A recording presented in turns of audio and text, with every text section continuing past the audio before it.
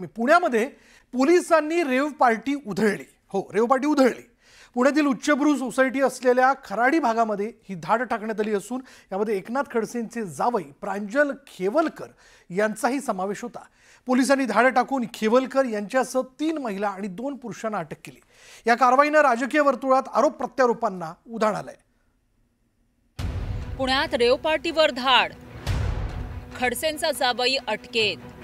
असं काही घडू शकतं याचा अंदाज थोडा थोडा मला येत होता। अरे बापू, मग त्यांनी यांना अलर्ट करायचं होतं ना जावई बापूंना।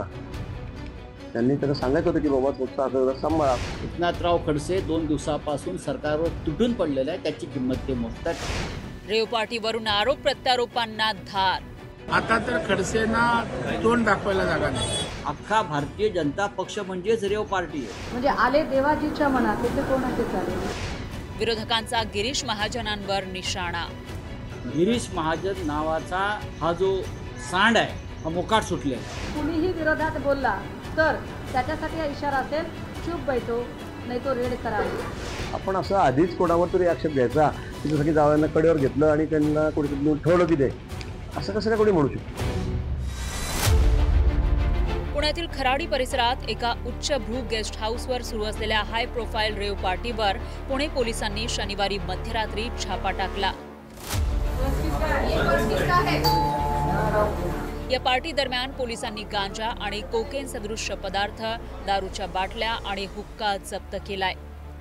अटक केलेल्यांमध्ये 2 महिला आणि 5 पुरुषांचा समावेश आहे। त्यामध्ये एकनाथ खडसेंचे जावई आणि रोहिणी खडसेंचे पती प्रांजल खेवलकर यांचा सहभाग असल्याची माहिती मिळतेय।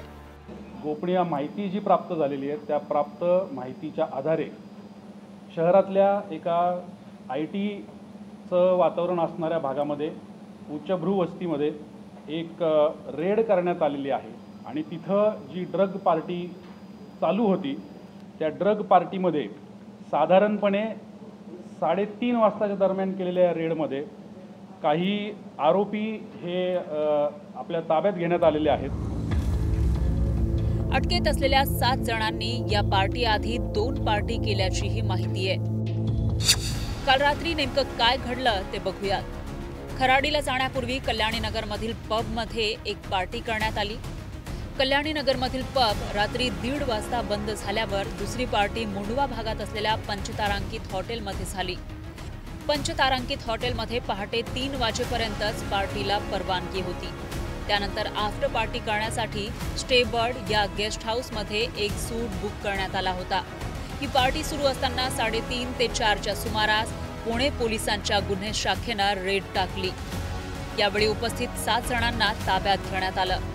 घटनास्थळावरून दारूच्या बाटल्या, गांजा आणि हुक्का पॉट पोलिसांनी जप्त केलाय।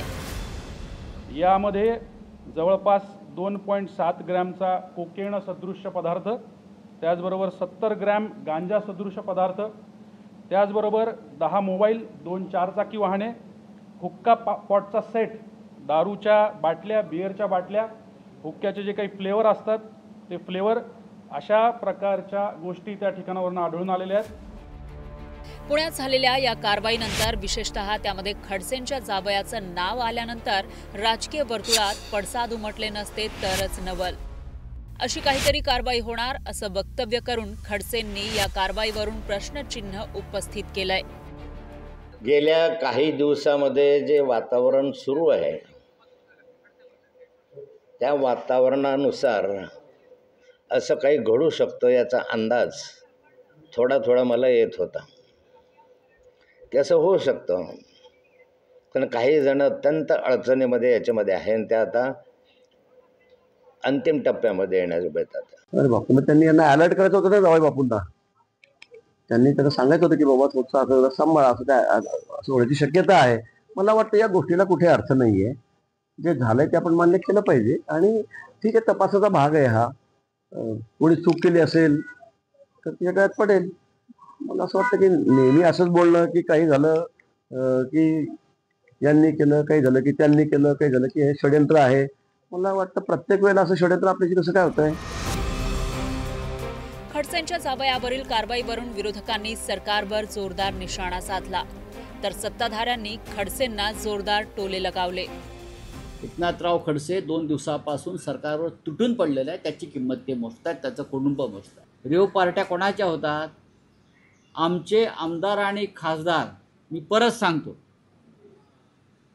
4 खासदार आणि 15 ते 16 आमदार हे भाजपच्या ह्या लोकांच्या हनी ट्रॅपमुळे गेले आणि त्याच्यामध्ये या नशेच्या पार्टीचाही संबंध आहे. नशेची पार्टी झाल्याशिवाय हनी ट्रॅप करता येत नाही. करेक्ट? हे सगळं भाजपने केलं आहे. हे सगळं भाजप निर्माण करतं. महाराष्ट्रात आधी संजय राऊत साहेब बोलत होते, मग राऊत साहेबांच्या अगदी मुलीच्या लग्नातल्या मेहंदीवाल्यापर्यंत ईडी CBI नामक यंत्रणा पोहोचली आणि राऊत साहेबांवर कारवाई झाली. मग काही काळानंतर नवाब मलिक बोलायला लागले. नवाब मलिकांवरही तशीच कारवाई झाली, त्यांच्या जावयावर कारवाई झाली आणि त्यांना आत टाकायचा कार्यक्रम झाला. आता खडसेंनी काही आरोप केलेले आहेत महाजनांवर आणि खडसेंनी आरोप केलेत. नेमकं 4 दिवसांपासून शीतयुद्ध चालू आहे आणि त्याच वेळेला आज प्रांजल खेवलकरवरची ही कारवाई होते. अंमली पदार्थावर बोलणं, नैतिकतेच्या गप्पा मारणं, जर घरातच अशा प्रकारची गोष्ट होत असेल तर त्या ठिकाणी आपल्याला कुठलाही नैतिक अधिकार त्या ठिकाणी उरत नाही. कारण आता एक बोट दुसऱ्याकडे दाखवत असताना 4 बोटं आज खडसेंनी स्वतःकडे त्या ठिकाणी ओढवून घेतलेले आहेत. गेले कित्येक दिवस हनी ट्रॅप प्रकरणी आरोप करणारे खडसे रेव पार्टीमध्ये जावयाचं नाव आल्यानंतर निश्चितच बॅकफूटवर केलेत. या प्रकरणी निष्पक्ष कारवाई व्हावी अशी मागणी त्यांनी केली आहे.